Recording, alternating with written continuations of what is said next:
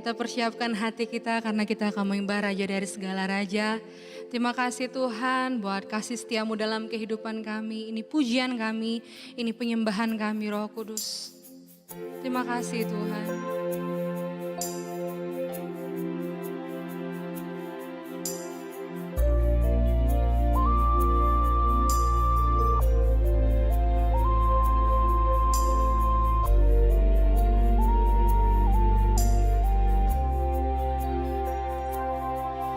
Ku bawa kepadamu, oh Tuhan, persembahanku ini. Ku ingin Engkau menerima korban syukurku melalui pujian.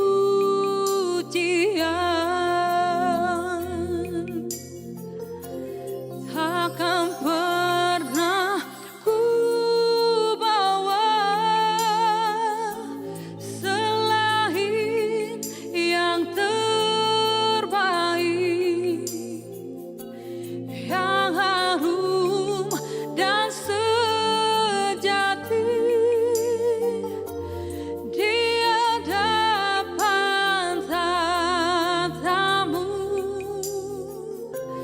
Yesusku, terimalah korban syukurku ini yang mengalir di hatiku sebagai penyembahanku.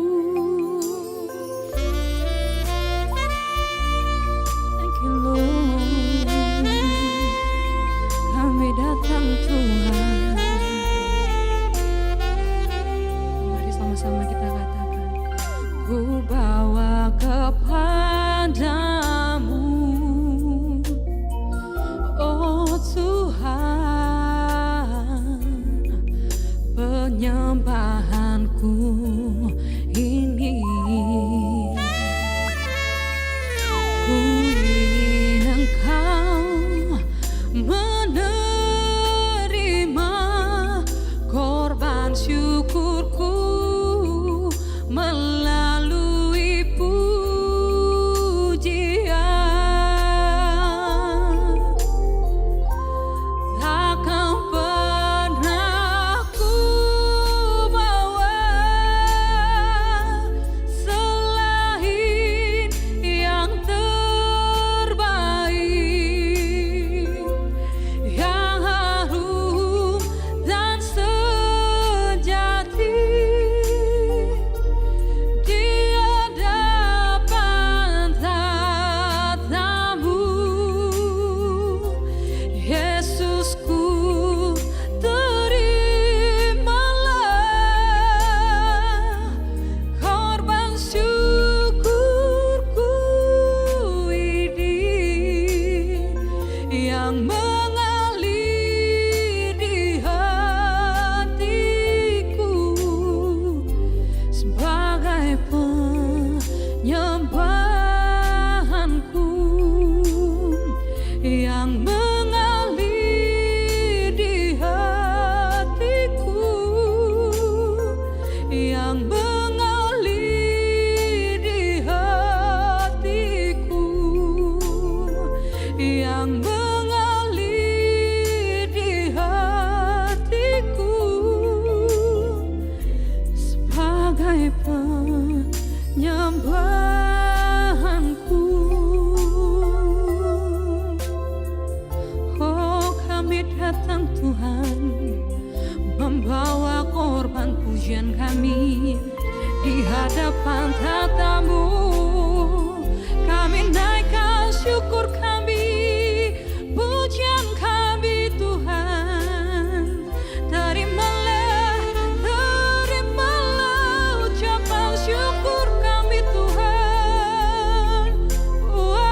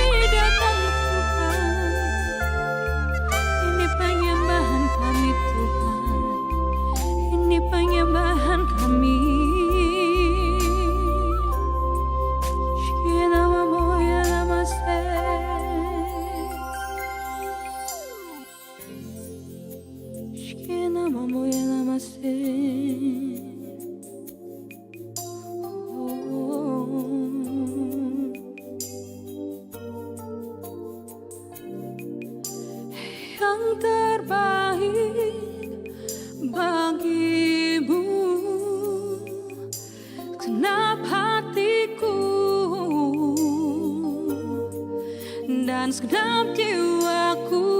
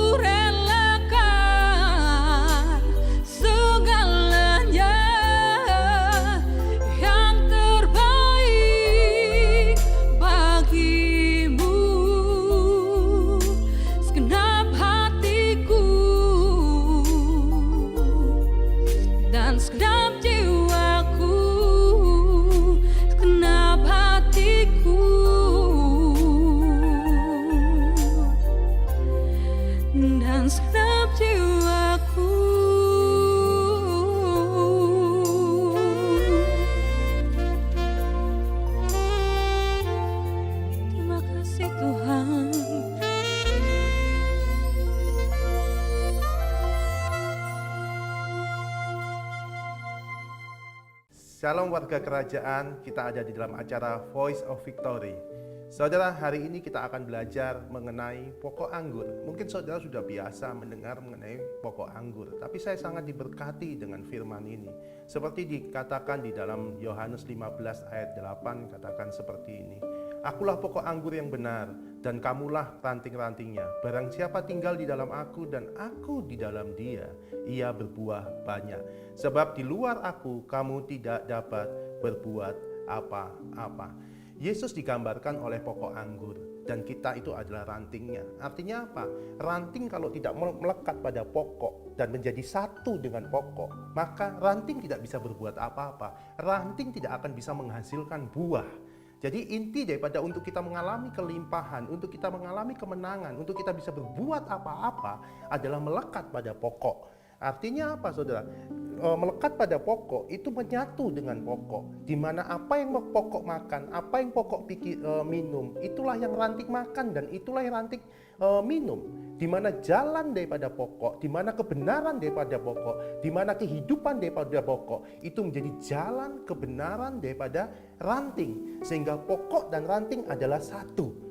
Nah, ini yang membuat dia bisa berbuah. Jadi jangan dipikir kita itu tinggal di dalam Kristus, kita pikir mengaku Yesus Tuhan, dibaptis, terus ke gereja, doa pagi. Enggak, waktu kita tidak ada di jalan dia, di dalam kebenaran dia, di dalam kehidupan dia, yang wujudnya adalah kasih.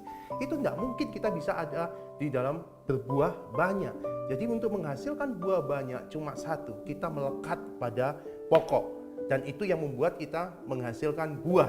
Buah itulah yang membuat kita bisa berbuat apa-apa. Saudara, kita harus sadar kalau pokok dan ranting itu gambaran daripada bait Allah. Saudara, kalau bait Allah itu ada 3 ruangan, yaitu halaman, terus ruang kudus, dan ruang maha kudus. Itu 3 halaman, jadi 3 ruangan, halaman, ruang kudus, dan ruang maha kudus. Halaman, semua orang bisa masuk di halaman. Itu bicara mengenai kedagingan. Jadi kalau di tubuh kita ini bait Allah, itu ada 3 ruangan juga. Tubuh, jiwa, roh kita.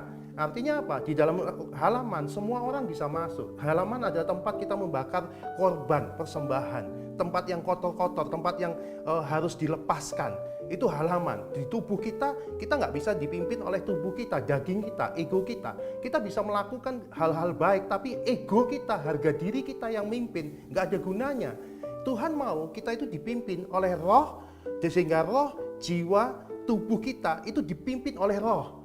Tapi biarpun kita melakukan hal-hal yang sesuai firman Tuhan, ketaatan, perpuluhan, persembahan, tapi kalau yang memimpin itu ego kita dari luar ke dalam, nggak ada gunanya. Bahkan 1 Korintus 13 ayat 1 dan 3 bilang, biarpun kita menguasai semua pengetahuan, menguasai semua bahasa manusia dan malaikat, bahkan menyerahkan tubuh dibakar pun, tanpa kasih, itu sia-sia. Artinya apa? Kalau kita tidak mau dipimpin oleh roh dari dalam keluar, sehingga apa yang kita lakukan itu dilakukan oleh kasih, di mana jalan kebenaran dan hidup Kristus itu adalah kasih dalam kita, nggak mungkin kita bisa berkenan di hadapan Tuhan. Jadi pastikan kalau kita sadar bahwa kita adalah bait Allah, kita itu dipimpin dari dalam keluar, bukan luar ke dalam. Apa sih dipimpin oleh kehendak daging itu? Orang yang hidup menuruti egonya, ini orang yang dipimpin oleh daging adalah orang yang hidupnya menuruti kehendak dagingnya, identitasnya dibangun dari pandangan tentang kebenaran dirinya sendiri dan bukan identitas dari Tuhan, yaitu kasih. Ia akan menghalalkan segala cara apapun demi supaya orang lain menuruti kemauannya atau kehendaknya. Jenis kehidupan ini akan berakhir dengan maut. Roma 8 ayat 13 katakan, sebab jika kamu hidup menurut daging, kamu akan mati.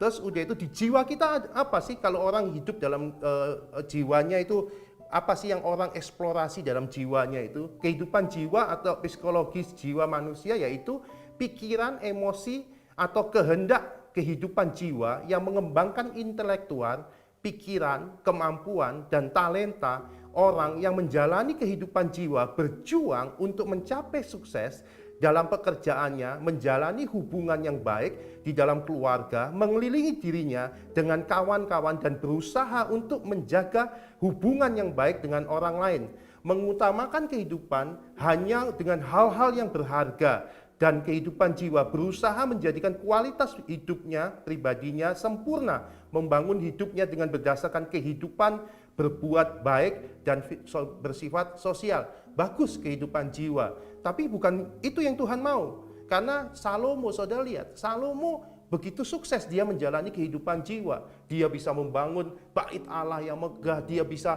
punya hikmat daripada Allah, dia punya kekayaan yang bisa memakmurkan kerajaannya. Tapi Salomo akhirnya bilang apa? Semuanya adalah sia-sia.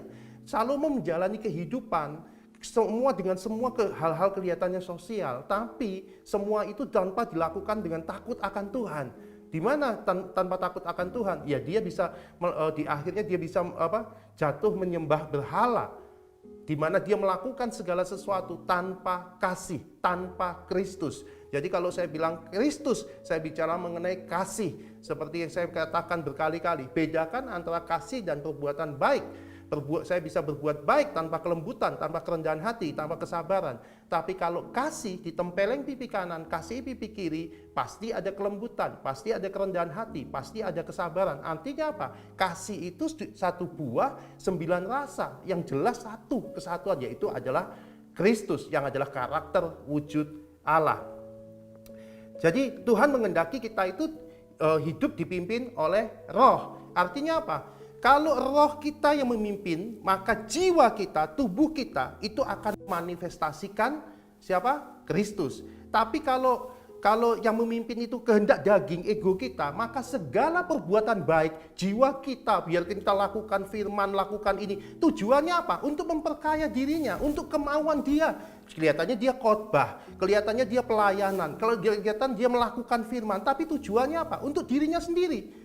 Dan rohnya pasti akan ngikutin kemauan daging. Tapi kalau saudara dipimpin dari dalam keluar, dari roh, jiwa, tubuh, maka segala sesuatu yang saudara lakukan akan dimulai dari, oleh, kepada, dan bagi Allah. Karena semua bersumber dari kasih.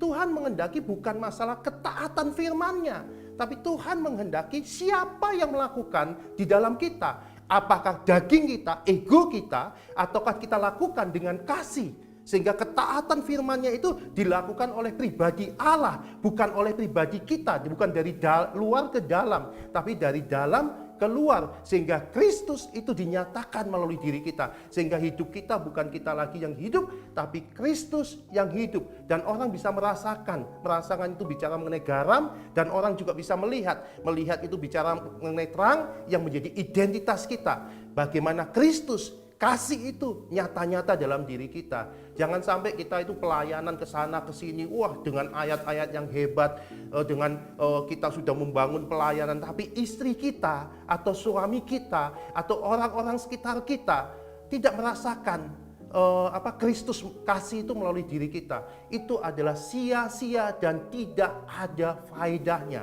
Apa sih pelayanan itu, saudara? Pelayanan itu adalah bukan masalah jenis pekerjaannya. Di gereja, di mana bukan. Pelayanan itu adalah menerima kelemahan istri kita, menerima kelemahan suami kita, menerima orang-orang yang lemah di hadapan kita. Dengan apa? Dengan memberi kelebihan yang ada kepada kita. Itu pelayanan. Jadi pelayanan itu jangan dilihat jenis pekerjaannya, tapi lihatlah kelemahan orang yang ada di depanmu. Dengan kelebihan yang ada padamu, kamu bisa berbagi. Itulah pelayanan. Kita hebat dengan melayani di luar pekerjaan atau di gereja kita. Tapi kita tidak mau menerima kelemahan istri kita, suami kita, anak kita. Kita komplain aja di situ. Tuhan ngomong, enyah engkau pembuat kejahatan. Karena pelayanan sesungguhnya adalah kasih yang ada di dalam diri kita. Jadi pastikan saudara sadar bahwa hidup ini adalah, tubuh ini adalah bait Allah. Bait Allah bicara mengenai bagaimana hidupmu itu dipimpin dari jiwamu, rohmu, dagingmu itu dipimpin oleh pribadi daripada Allah. Itu artinya engkau tinggal pada pokok anggur itu, di mana jalan, kebenaran, hidup daripada Kristus yang wujudnya kasih itu menjadi satu di dalam kau, sehingga pokok dan ranting itu menyatu menjadi serupa, sehingga disitulah kita bisa berbuah banyak. Dan di situ saya menikmati kehidupan kami, bukan lagi fokus pada jenis pelayanannya, jenis pekerjaannya, tapi keserupaan akan Allah menjadi tujuan, menjadi batu penjuru, menjadi goal, menjadi jalan untuk kami bisa selalu berjumpa, menerima kasih karunia demi kasih karunia Allah. Sehingga kami menikmati kasih karunia Allah itu selalu ada di dalam kehidupan kami. Sebab Kristuslah di mana seluruh kepenuhan Allah ada di dalam Kristus. Di luar Kristus kita tidak bisa berbuat apa-apa. Tuhan Yesus memberkati saudara. Mari saudara, kita akan berdoa bagaimana untuk kita tinggal di dalam Tuhan. Kita minta Tuhan untuk memenuhi kita dan memberi pengertian kepada kita bahwa tinggal di dalam Dia adalah untuk terus melekat pada pokok anggur itu. Tuhan, kami mengucap syukur hari ini kalau kami boleh belajar mengerti setiap kebenaran-Mu, sehingga makin hari makin kami tinggal dalam pokok anggur itu, sehingga makin menempel pada pokok itu. Makin hari makin Kristus itu dinyatakan melalui seluruh kehidupan kami. Terima kasih Bapa, begitupun kami berdoa untuk setiap jemaat yang ada di rumah Tuhan, untuk setiap warga kerajaan yang ada di rumah. Kami percaya kasih karunia daripada Engkau mengalir atas umat-Mu. Kalau mereka ada dalam kelemahan hari ini Tuhan, atau kalau mereka ada di dalam hal-hal yang membuat mereka tidak terhubung dengan Engkau, saat ini Tuhan, biarkan kasih karunia-Mu mengembalikan mereka untuk tinggal di dalam pokok anggur itu, sehingga waktu mereka melekat dan menjadi satu dengan pokok itu, mereka dapat berbuat apa-apa seperti daripada firman-Mu. Pengurapan dan kasih karunia-Mu, kemenangan dan berkat daripada Engkau mengalir setiap warga kerajaan atas di rumah masing-masing. Demi nama Tuhan Yesus Kristus kami berdoa. Jesus name. Amin.